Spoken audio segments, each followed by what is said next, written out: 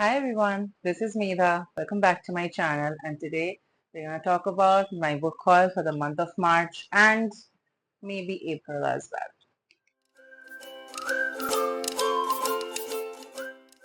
So for this book haul, my list of book is very interesting. It has some new age rom-com books and it has my most favorite genre of all, crime fiction. So without much further ado, let's dive into them. So the first book that we're going to start off with is the first book in the Maple Hill series called Icebreaker. This is a story that revolves around athletes. So our two main characters, Anastasia and Nate, they are both athletes who are competing in their favorite sport. Anastasia is a figure skater, when Nate is an ice hockey player, and they both have a very friends to lovers sort of relationship. I am about 120 pages in this book, and it is pretty easy to read, and the development of the characters is very interesting. Like it's a fun read.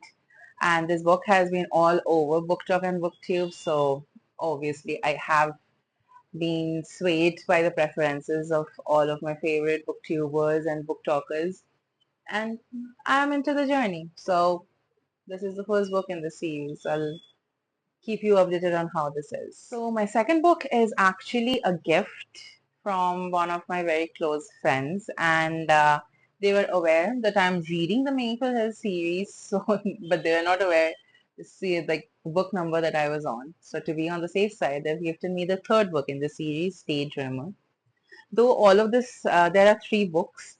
This is the third one, and I have looked it up, so this information is okay. If you are picking up any one of the book, it is okay to read as a standalone as well. Though the character development of few of the names that are mentioned throughout is something that you would enjoy more if you read them in order, but it is also okay for you to read them as a standalone novel. So you can pick any one of the novels and just start reading it. So this third book talks about, again, we have two people, Henry and forgot the name, Haley. So Haley is an aspiring novelist, and she is a little introverted. She's not entirely sure how to navigate her time throughout the university, but Henry is there. He says that he would help her gel well in the university and the campus, and that's the beginning of their story, and that's how the friendship starts. And we see a development of the friendship into a beautiful love story. So I'm really looking forward to, completing this. And we have been introduced to Henry in the first book, and we see a character development and romance happening in Henry's life as well in the third one. So this is the second book in my book haul series. The third book is also a new age romance book by Monica Murphy, A Million Kisses in Your Lifetime. This book has been everywhere that I've been looking for the past year, all of 2024. This book has been everywhere, okay, in the book community, and I have been keeping it aside to kind of be in a space where I'm in the mood to read rom-com, because I'm kind of a moody reader when it comes to romance books. If I'm in the mood, I'm going to read a couple of them one after the other, or else I always stick back to, my crime thrillers. So this has been one of that. And since now I am in the mood to read, so I've gotten my hands on this. And this story, if so, I'll give you a reference if any one of you have watched the series on Prime called Maxton Hall. That series is kind of has a similar premise like the story. So this book also has our two MCs, Ren and Crew Lancaster in Lancaster High School. So Ren is this a good student who is a good person who is in the community of this rich people, and she's kind of trying to find her footing in this scenario. And then we have Crew Lancaster, who literally owns the school that she's in, and he's more of like, like I own it. My dad owns it. I have the upper hand in everything kind of an attitude throughout the story. And then when Ren comes into the picture and challenges Crew, that's when the interesting discovery of friendship, relationship, feelings happen. And we see a beautiful amalgamation of two people and how their love can be built even though they have very different upbringing. Like if you've watched Maxton Hall, you'll be really able to relate on like the premise on which this whole of it is being based on. And I'm also really looking forward to reading this.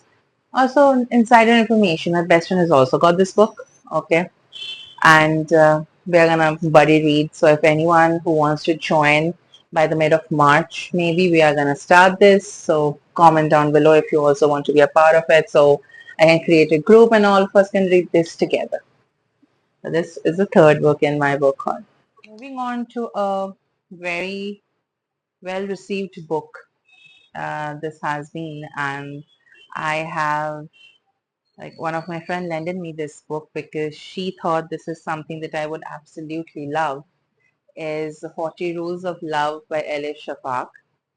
And the story is a very unique tale and it takes a very different side of love and self-discovery.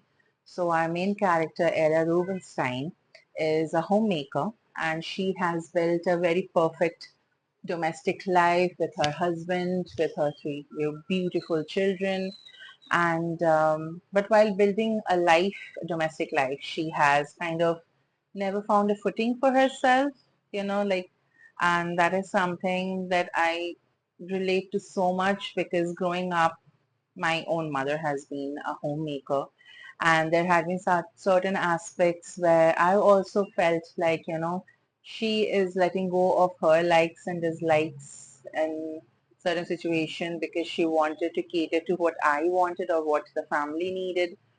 And so that particular aspect of Ella has been very relatable on a very personal level to me, and which was the reason why I accepted a book like this because I am not really someone who explores subjects like this much, and I'm very excited to read and understand this perspective and of self-discovery and also love.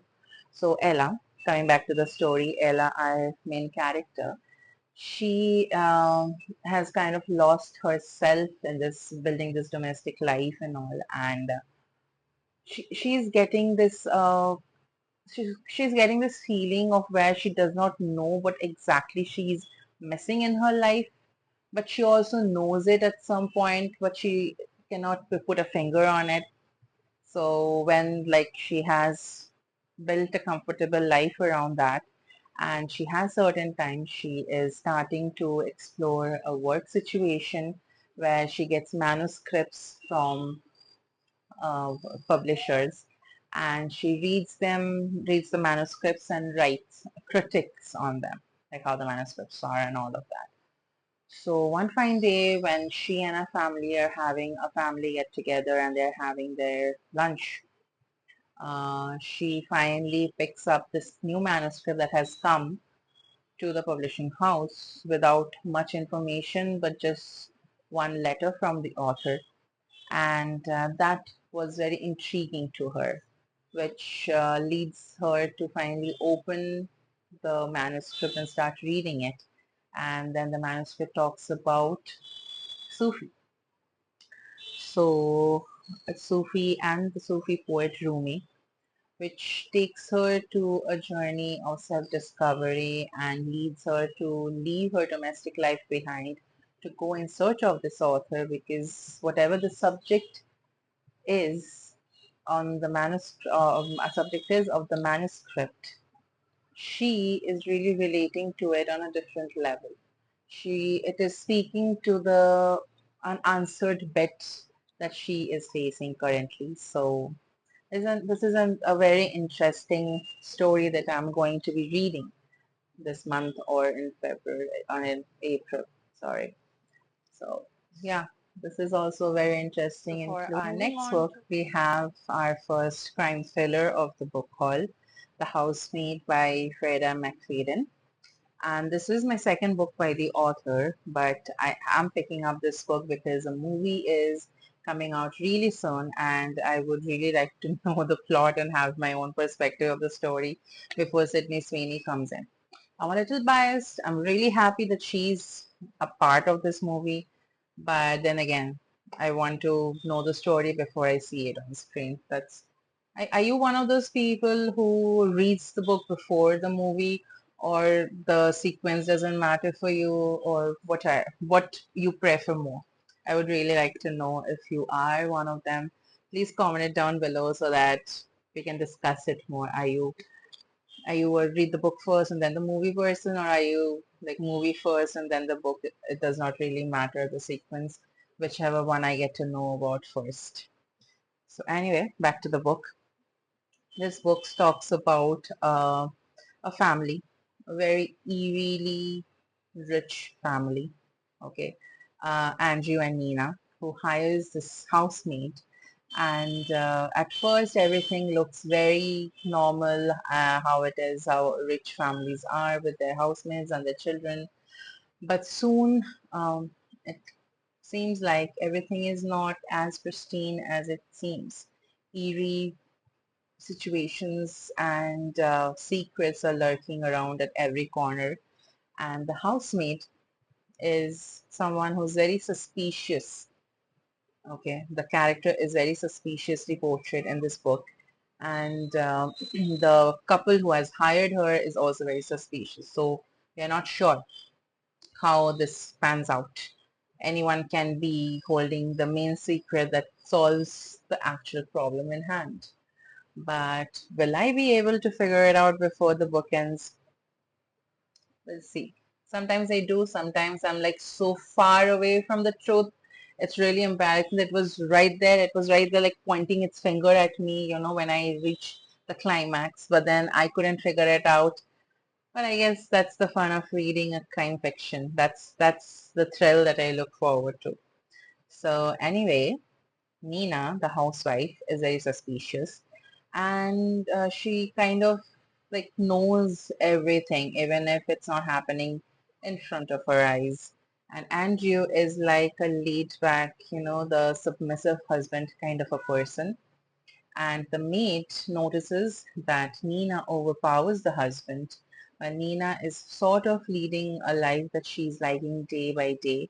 Andrew is someone who's withdrawing himself day by day, and that's where the whole thing is. And the housemaid who's living in the attic, and the door of which can be closed only from the outside and not the inside, is about to embark upon a journey that is so very suspicious. No one knows what's happening. But no one also knows who she is and what the housemaid is capable of. So will it be the housemaid who turns around and makes everything her way? Or does she give in to the fact of whatever is going on, figures it out, and then makes it better for herself? We'll see. I'll keep you guys posted, so maybe follow on my Insta below to keep keep getting live updates of what I'm feeling when I'm reading the book. That's the fifth book in my book haul. Honestly, this next book is my most anticipated book of the whole batch. I have another one which I'll be showing next, but this book is like the book that I've been waiting to read since a long time. It's called Yellow Face by Rebecca F. Kwong. This story is being talked about everywhere, and I have tried so hard to not go into any reel or any discussion that is happening for it, because I want to read it and then only I need to go into those reels and those discussions and book reviews so that I am not aware of any tiny spoilers for this, because the the premise of the book is just so good. So we are introduced to this failed author, June Hayward, okay, who is not being able to succeed in her writing journey. And then her very close friend and Athena Liu dies in a freak accident. And that's when she takes the opportunity to take Athena's last script and pass it on as her own writing. So she kind of steals the identity of her friend and publishes the book saying it's hers. This next one is the most talked about book for I think last 2 years. And the most interesting fact about this book is recently just out of the blue, one day morning I got to know that the author is in my city and I had the chance to meet with her and to go and get my book signed. So I'm really pumped. Like I have been pumped to read the book, but I'm also really happy and satisfied now that I have a signed copy of the book and I could get to meet the author before I start this book. So the book is Butter by Asako Yuzuki. The author is so cute. She just came in and signed a bunch of books and then moved on to the next bookstore. It's really quick, but then it was also really fulfilling because everyone I met there who went to get the book signed had learned about the book signing either the day before or that day morning. And everyone has practically rushed to the bookstore to get the book signed or buy the book and get the book signed and all of it. But that was a very interesting meetup with all the book lovers. So this book is inspired by true events and there is a story very related to, like similar to the premise of the book that has happened in Japan in reality. So we have I'll show off my signed copy. Here it is. So we have our sort of the push that creates the main character. In the story, I would like to say Minako Kazi, who's a cook and who's currently in the detention center, Tokyo Detention House, because she is being accused of murders of influential rich men. But she has been accused of doing so through her cooking. She has been accused that she lures in rich, influential men with her talent of cooking, and that's how those men have died, or she has maybe cooked them. That has been the accusation that she has been given, and she is pin drop silent on saying anything as a response. She's not answering to anyone. She's not responding to any questions. She's not even doing anything for her accusation. Okay, so she's just there, and everyone is trying their best to solve this case, but they are not being able to until Rika, a journalist, is writing a letter to send it to her, asking her for her beef stew recipe. That is the first communication that kind of piques her interest, piques the cook's interest to respond back. But the responses are not just response back to the letters that she's giving to Rika. It might just be opening the black hole of why she has done what she has done or how she has done it. But the twist in the tale comes when Rika sort of gets into this conversation cycle with the killer, and she's getting into cooking. Okay, she is a very busy journalist living alone, so she has never been invested in cooking different dishes and all. She has just cooked what was needed and how easily she can get by her days and all. But after this letter and after she kind of starts to talk with the killer, she gets into cooking. And the cooking is not just the only thing that she is discovering about herself while she's doing it, but she's also discovering that she is liking and getting intrigued by the ways that she's cooking. So every dish that she's cooking, it is not the killer, Manako, that is someone who's changing or someone who's kind of showing a different side of herself, but it is Rika who's changing herself or who's seeing a change in herself. Might there be more commonality between the both of them than they both knew? Or is it something entirely different? We are to find out. The final book in my book haul is by my one of the favorite authors of all time, Chris Carter. It's called The Death Sculptor, and I have read his book. Like he's similar to Lars Kepler, the Nordic noir writers, husband-wife duo who writes Nordic noir books. So they write book similar to how Agatha Christie used to write. So we have one common detective, and the cases are different. The books are standalone, can be read as a standalone, or they can be read in any sequence that you want. But if you're reading it one after the other, you get to see the life of the detective unfold in different aspects or through different cases. Other than that, the similarities are nowhere there. Even though you read it as a standalone, you'll be able to understand the life of the detective and how it has transformed or how it has evolved. That does not change, even though if you don't read it one by one. Because his books, I started with Written in Blood, which is I think I don't even know the number of the book. I'll write it in caption or I'll just paste it somewhere there. So yeah, I mean, whichever book I have, I notice I get it and I read it. So I'm yet to read it. I have thought that I would read all of his books in sequence once I have completed reading all of his books. But yeah, I'm reading it one by one. So this is the one that comes in for March. And this book, we also see Robert Hunter and our favorite duo of Robert Hunter and Garcia. So those two kind of solves the murders here, and I am living for how their partnership has evolved since the very first Garcia. And we are living for the duo, and we're living for the stories that they're creating for us. Okay.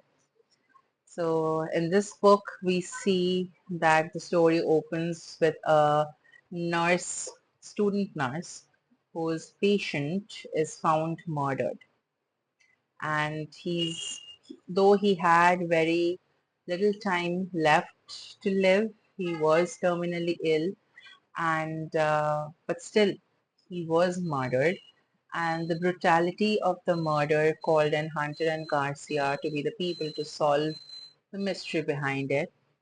What caught Hunter off guard is the calling card that the killer has left behind. That is one commonality in Chris Carter books, where the killer sort of has a pattern, and that pattern is something that Hunter always figures out, which is so hot. Okay, that is that is my personal opinion, but I find I'm obsessed with Hunter. Okay, Robert Hunter is someone I would trust with anything, even if I don't know anything about the situation. So that's it. Okay, I'm obsessed with Robert Hunter, and I'm obsessed with his chemistry with Garcia. So anyway, the calling card is the giveaway of what the killer is trying to communicate to the police, or what the killer is after, or why the killer is doing what they are doing, you know. And while Hunter and Garcia is working on the first calling card, there comes the second body with another calling card.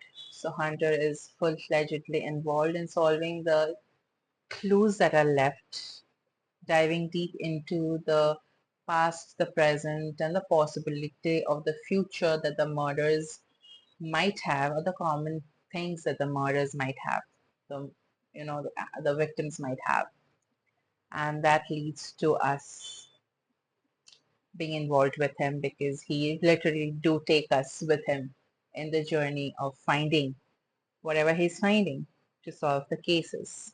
So really, really involved and interested to be a part of this journey with Hunter, and also take you guys through like those process with me.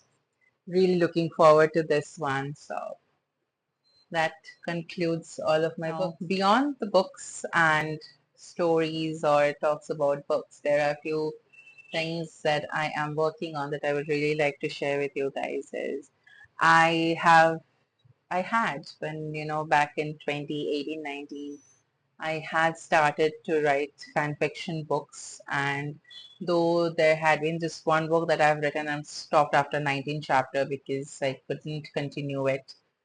I have recently started to write a steamy romance novel and Wattpad, and I've published 3 chapters. I'm publishing 2 chapters every week, and I would really like for all of you to give it a read. I would leave the link to my story in the comments down below. So please, go and read it. If you're liking it, what aspect of it are you not liking? If you're liking any character, if you are liking any character development that I'm bringing into it, I'm very open to your suggestions and talking about it so that I can write things better. Also, I'm very new to YouTube and I'm kind of trying to figure out this editing bit and publishing videos. So I am trying to be more regular, which I will be. And beyond that, I also have an Bookstagram account. So if you would like to follow that, it's also linked below. Please come and follow me and we'll talk about more books there.